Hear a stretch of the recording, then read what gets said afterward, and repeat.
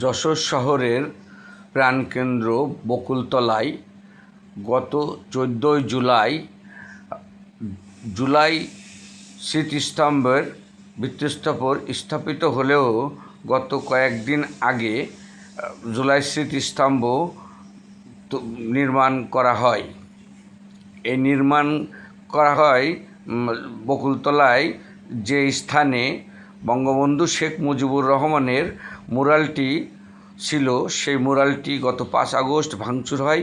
এরপরে জুলাই মাসের এনসিপির নেতারা যশোরে আগমনের পর এই বঙ্গবন্ধুর সেই মুরালটি পুরো গুঁড়িয়ে দিয়ে সেইখানে জুলাই স্মৃতি স্তম্ভটি স্থাপিত করা হয়।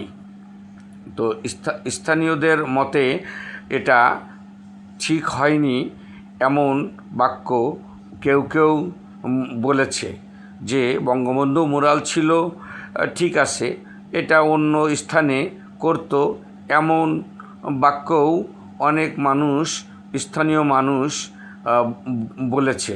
কারণ বঙ্গবন্ধু শেখ মুজিবুর রহমান এই বাংলাদেশের স্থাপিতকালীন মুক্তিযুদ্ধকালীন তার নেতৃত্বে এই বাংলাদেশ স্বাধীন হয়েছে, যার কারণে মানুষ এমন ধরনের কথা বলেছে। তো স্থানীয়রা আরও বলেন যে দীর্ঘদিন ধরে এই বঙ্গবন্ধু মুরাল এখানে ছিল, সেটা ভেঙে গুঁড়িয়ে এই জুলাই স্মৃতিফলক এখানে করা ঠিক হয়নি।